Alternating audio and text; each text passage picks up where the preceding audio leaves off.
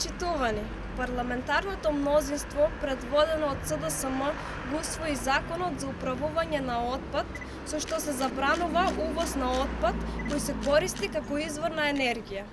Ставаме ред во увозот на отпад и се грижиме за животната средина. Никогаш повеќе нема да дозволиме некој заради блискост со партија да превезува и складира опасен медицински отпад кој директно го загрозува здравието на граѓаните.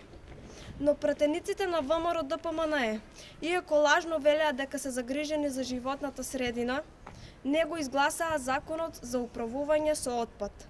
Уште еднаш на дело се покажа лицемерието на пратениците на ВМРО ДПМНЕ од Струмица. Тие се против здрава животна средина и работат на штета и интересите и здравието на граѓаните.